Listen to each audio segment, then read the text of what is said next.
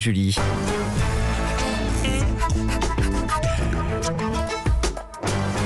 C'est presque de l'info, c'est la revue de presque de Nicolas Conclou. Et on retrouve tout de suite Sébastien Krebs pour les infos du jour. Non, s'il vous plaît. Non, stop. C'est à nouveau Mathieu Béliard. Vous avez peut-être reconnu ma voix. Toujours en direct depuis mes vacances. Sébastien, cher Sébastien, je te réécoute encore ce matin pour le plaisir, mais aussi pour être sûr que t'es quand même pas meilleur que moi. Donc je te rassure, t'es très bien, mais je suis quand même de toute façon rassuré. Je vais faire les titres pour ton deuxième jour. Ah bon. Donc tu regardes, gamin. Okay. Surtout t'écoutes. Bon, on écoute Mathieu. 3-4. Prends des notes, Sébastien. L'info du jour. Allez, l'info du jour, c'est le variant indien. Nous avons parlé ce matin dans l'édition du journal qui inquiète dans les Landes. Ils sont forts, ces Landais. Relancer un variant dans les Landes pour pas voir les Parisiens débarquer cet été. Non, franchement, c'est bien trouvé. Allez. Pas mal. L'autre info, vous le savez, c'est le patron d'Amazon, Jeff Bezos, qui s'envolera cet été dans l'espace. Ouais. La vraie question, c'est qui dans l'espace a demandé de se faire livrer Jeff Bezos? Tu vois, Sébastien, ça c'est joli, tu vois, ça donne un côté poétique à l'info. Et puis l'autre info, un peu plus personnelle, Jeff Bezos s'envolera donc cet été dans l'espace. Ça doit être tout là-haut qu'ils ont envoyé d'ailleurs le colis que je n'ai jamais reçu. Tout s'explique. Alors donc je m'adresse à eux, s'ils nous écoutent, on a quand même des auditeurs là-bas, si un alien m'écoute et qu'il a reçu mon freezer Supermax Babyliss, qu'il sache que c'est le mien, il y a erreur, mais merci de me le renvoyer, c'est sympa. Oui, c'est vrai qu'il a des boucles, beaucoup de boucles, Mathieu Béliard. C'est bien d'expliquer, Julie. Pardon. Non, c'est bien. Allez, on enchaîne. Jean-Luc Mélenchon, au centre d'une vive polémique, le leader des Insoumis a déclaré: vous verrez dans la dernière semaine de la campagne présidentielle que nous aurons un grave incident ou un meurtre pour montrer du doigt les musulmans. Tout ça, c'est écrit d'avance. Fin de citation. Avant de prendre l'exemple de Mohamed Merah d'ailleurs. Bonjour Jean-Luc Mélenchon. Bon, qu'est-ce qu'il y a? Allez-y, continuez, faites votre métier de menteuse professionnelle, madame. Relais du pouvoir macroniste que vous êtes. Mais oui, mais excusez-moi, on détourne mes propos. Adrien Quatennens a très bien dit, j'ai juste voulu dire que certains utilisent l'effet dramatique pour se faire élire, essentiellement l'islam. Est-ce que moi, madame, j'utilise l'islam pour me faire élire? Bon, oui, là, je le fais, là, à l'instant. Mais moi, madame, excusez-moi, moi, c'est en draguant les musulmans, par les critiquant. Excusez-moi, mais il y a une vraie différence. Je manipule les musulmans en étant sympa avec eux, voilà. Bon, c'est pas mieux, franchement.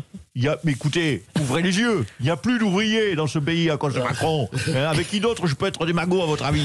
Il n'y a qu'eux qui gomment encore ce que je raconte. Voilà, donc je m'adresse à eux. Oui, enfin, à vous entendre, vous pensez que Mohamed Merah était téléguidé. On ne comprend pas bien d'ailleurs par qui. Mais vous dites, tout ça, c'est écrit d'avance. Mais c'est par qui? Mais par qui? Par eux. Ils vont nous inventer un meurtre, un événement. Ils sont capables de tout. Mais c'est qui il? Le système, allons. C'est complotiste de dire qu'il existe un système, madame. Composé, oui, bien de journalistes, de politiques, de riches et de gens, sachez-le, qui sacrifient des ouvriers régulièrement lors de rituels sataniques à Davos. C'est complotiste de dire ça? Mais non. Et puis vous êtes insurgé contre Papacito. C'est un youtubeur d'extrême droite qui a publié une vidéo dans laquelle il tire dans la tête de mannequins qu'il qualifie de gauchistes et d'électeurs de votre parti. Et vous dénoncez un appel au meurtre, là. Oui, alors à ce propos, je voulais ici sur votre antenne, si vous le permettez. Oui. Peut-être que vous ne le permettez pas, puisque je vous dis Adrien Quatennens, Mme Barbouk n'a pas laissé parler Adrien Quatennens. Alors, allez-y. Je voulais ici, pour son intervention qui tombe pile après que je sois dans la panade, remercier, dénoncer cet individu, Papacito. Vous riez, vous, Krebs, là. Mais on a retourné tout YouTube toute la nuit pour trouver un contre-feu. Il était là, pile dans les temps. Ouf. Voilà, donc honte à toi, Despacito. Despacito, c'est pas la même chose. Allez, la presse s'intéresse à Philippe Vardon, un ancien sympathisant néo-nazi, qui conseille le candidat du Rassemblement national, Thierry Mariani. Bonjour Jean-Marie Le Pen. Un petit commentaire? Oui, bonjour, Jean-Marie Claire. Commentaire peut-être. Commentaire, oui, écoutez, voilà, n'est-ce pas, une bien joyeuse nouvelle. Je constate avec joie, n'est-ce pas, que le Rassemblement national retrouve enfin un peu de panache, je dirais un peu de testostérone comme lors d'antan. Oui, enfin c'est surtout très choquant d'avoir un sympathisant néo-nazi en directeur de campagne. Oui, de grâce, Leclerc, ne stigmatisez pas de façon primaire les néo-nazis. Ce rejet, c'est très agréable.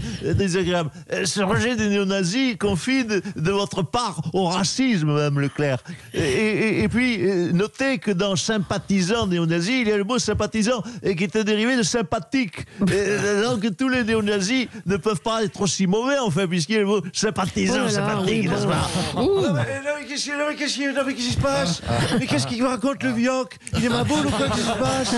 Bonjour Marine Le Pen. Oui, bonjour madame. Non mais attendez, vous ne vous rendez pas ce qui se passe là? Ils sont en train de me rediaboliser. Il faut tout mon relooking en l'air en 2 phrases. Je constate avec regret, madame, que quand mon joli métis est absent, monsieur Krebs, cette matinale n'est pas tenue. Elle est gonflée. Alors, ça ne va pas fort pour le RN. Hein. Les exclusions de candidats au régional se multiplient. On découvre des vidéos de ce Philippe Vardon dansant sur scène avec un groupe de rock néo-nazi.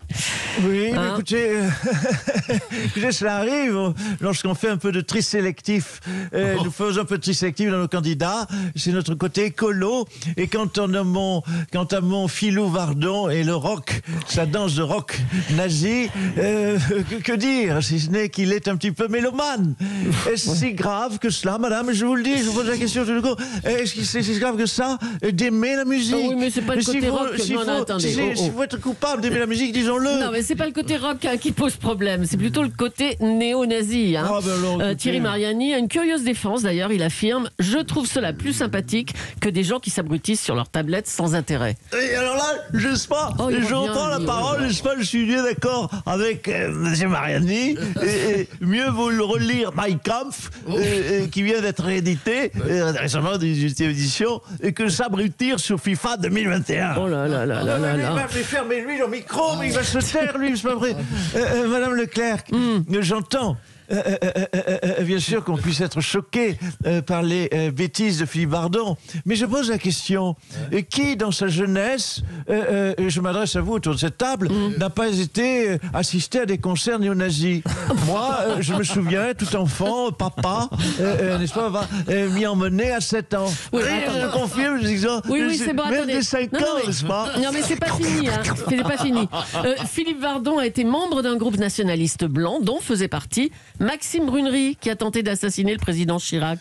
Oui, écoutez, j'entends cela. Ça. Oui, écoutez, j'entends cela. Mais je pose la question, madame, autour de cette table, puisque vous êtes des gens sensés, qui, dans sa jeunesse, n'a pas, un jour ou l'autre, tenté, de façon distraite, de tirer sur le président de la République? Mais vous savez, il faut bien que jeunesse se passe, madame. Oh là là là là là là.